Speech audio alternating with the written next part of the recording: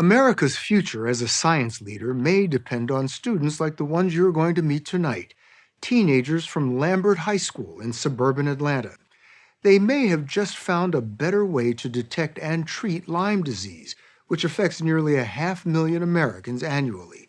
Their primary tool? The revolutionary gene editing technique known as CRISPR. And these CRISPR kids did it to try to prove they are the best in the world, competing at a kind of science Olympics in Paris called iGEM, short for International Genetically Engineered Machine. But to win, they would have to go up against teams from China, the rising power in biotechnology. In Lambert High School's lab, Sean Lee and his classmates are teenage genetic engineers, manipulating the building blocks of life. And what we're going to do is we're going to move each of these samples into these mixes. And these mixes have everything we need in order to amplify our DNA. It's currently amplifying. Yes. All right. And we'll have to do this 3 more times for our different samples. So you would kind of swipe across. We went to check out the iGEM team's project for the big Paris competition. We first decided to map out where Lyme is most prevalent. Their presentation seemed more like a pitch from a biotech startup than a public high school science class. Along with Sean, senior Avani Karthik is also a team captain. And so it's a novel way of CRISPR that detects. And so we have to create a guide RNA. And when that guide RNA is recognized, the protein gets activated and it collaterally cleaves or cuts everything around it. That just went right over my head. This is light years beyond my biology class, where the high point was dissecting frogs. So you're just going to measure out 50. This is called synthetic biology.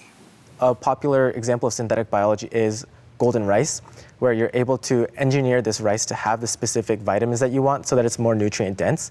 And this would sound like cliche, but it's just endless possibilities. So you can just do whatever you want with it, as long as it's ethically correct. To compete at iGEM, you need to use synthetic biology to solve real-world problems. Lyme disease cases have doubled over the last decade. These teens set their sights on finding a better way to detect and treat Lyme disease, something that has eluded adult scientists for decades. Transmitted by infected ticks, Lyme can cause arthritis, nerve damage, and heart problems if left untreated. One of the biggest problems with Lyme is the lack of being able to diagnose it. So a lot of people will go years, we've met someone who went 15 years without a diagnosis. Current tests make it difficult to detect Lyme in the first 2 weeks when it's easiest to treat. Lambert's big idea for better and earlier detection was to zero in on a protein generated by the infection. And this is the process where you work with CRISPR. Yes.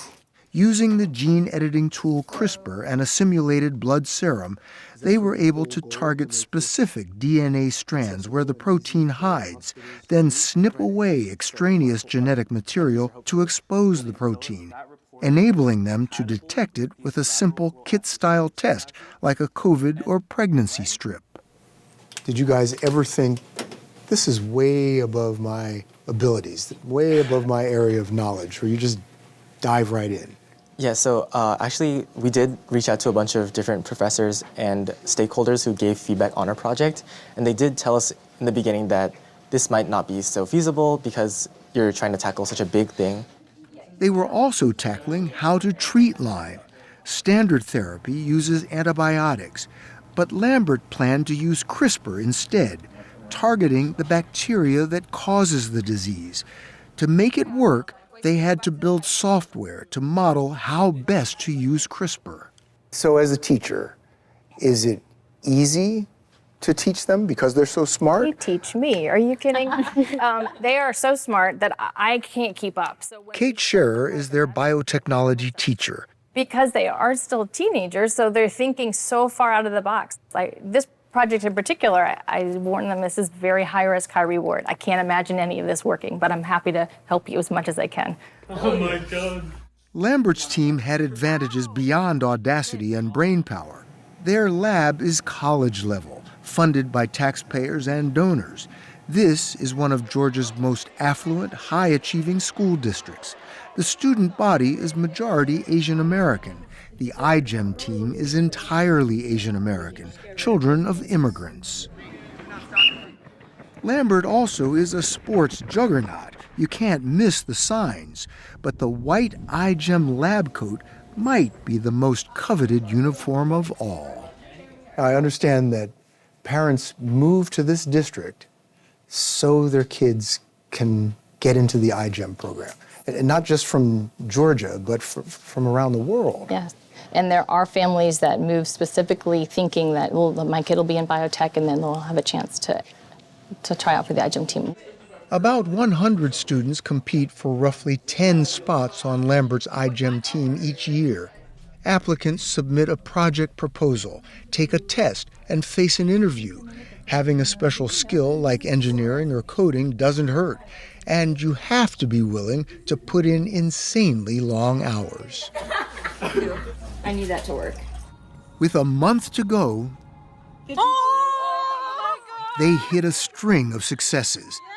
That stripe showed they could detect Lyme as early as 2 days after infection, far sooner than the 2 weeks with existing tests. Senior Claire Lee told us they also saw promising results in treating the disease.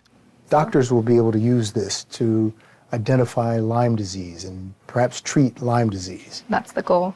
What do you think of that? We're doing something in our high school lab that could potentially have a huge impact for like millions of people. It's not like we're just saying like, oh, I'm just doing this little thing that like it might help my grade. This thing could help save lives.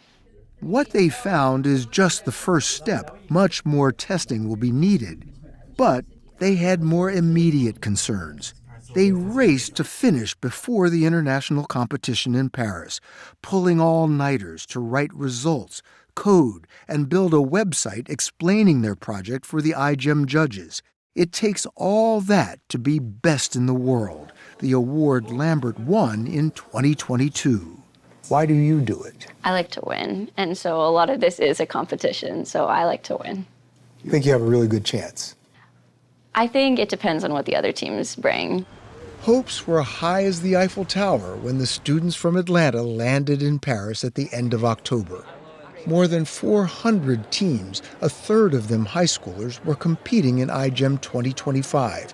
Elite synthetic biology with a dash of nerd-proud culture. My first time coming here, I was so overwhelmed. This was Avani Karthik's third year at iGEM, and she was keeping an eye on the other teams. Is there a project here that has blown your mind? Almost every single one. One was just a few feet away from their booth, Great Bay in Shenzhen, China. Great Bay's project developed a new enzyme for treating indoor mold. Other high school projects included designing crops to grow on Mars and eye drops to treat cataracts. As iGEM teams filled the floor this year at the Paris Convention Center, one thing was easy to see. In the United States this year, we have 14 high school iGEM teams. Asia has 120. Janet Standevan runs iGEM's International High School Division. Before this, she taught at Lambert, created its iGEM program, and helped it win the grand prize in 2022. Are you thinking to yourself, this needs to be in every school? Yes. Oh, that's been our goal since day one, is let's start with Georgia as a little test bid and see what we can do here. She left Lambert 3 years ago after securing federal funding to take synthetic biology to high schools all across Georgia. But the Trump administration cut the money, claiming it fell under DEI, diversity, equity, and inclusion. A judge temporarily restored the funding, but Standevan told us she's not sure it will extend beyond 2026. What did you think when your funding got cut? I was devastated, absolutely devastated. I was angry. And again, I think anybody that's involved in this work at the high school level realizes this is necessary work. In Paris, Lambert presented its work on stage. Caused by the genus Borrelium, Lyme is transmitted through the bites of infected ticks. And behind closed doors, the team dressed up to meet a panel of judges, answering questions about their lab work and its real-world implications. Is this what you imagined it would be 20 years ago? Hard to imagine this. Stanford professor Drew Endy was one of iGEM's founders. Back in the early 2000s, Endy was at MIT teaching genetic engineering, and his students had a competitive streak. So we started iGEM because the people who wanted to work with us were the 18-year-olds. iGEM thrived as biotech boomed. But Endy warned Congress America's lead in the field is slipping, while China has made synthetic biology a national priority. How concerned are you that there are not more American participants in iGEM? I mean, it's profound concern. It's urgent that leadership of the next generation of biotechnology has a strong presence in America and is represented by young American leaders. Endy was encouraged by the work done by the team from Georgia and wanted to know more. Like, how do you deliver it? Yeah, so we want to deliver it through lipid nanoparticles. Endy echoed what other scientists told us, that Lambert's project could be a major scientific breakthrough if further testing pans out. This year, they appear to have developed a better diagnostic for Lyme disease than anything I've seen before. It's not only applicable to Lyme disease, but anything you could find in your blood. As groundbreaking as their lab work was, Avani Karthik knew Lambert was being judged on everything, from their website to their software. How do you think you're going to do? I'm hoping we finish top 10, but even that, I don't know. We'll see. That would be top 10 out of 140 teams. Fingers crossed, arms so crossed, knock on wood. Knock on wood, everything. We're here to celebrate each and every one of you for all of your hard work, creativity, and enthusiasm. On iGEM's final day, it was time to see what a year of work had earned Lambert High School. The nominees are? It was a nail-biter. They were nominated in 5 different categories and kept getting edged out. They didn't win the grand prize. That went to China's Great Bay. So the winners are? But there was joy. They got to storm the stage for Best Software Tool. Congratulations, great job, great job. We thought our project was amazing. Hold on just a minute. Your project was amazing. We're very proud of it, but it's what the judges think at the end of the day. You're in the top 10 Yes, in the world. yes. Lambert was the only American school to finish in the high school top 10, along with 1 team from South Korea, 1 from Taiwan, and 7 from China.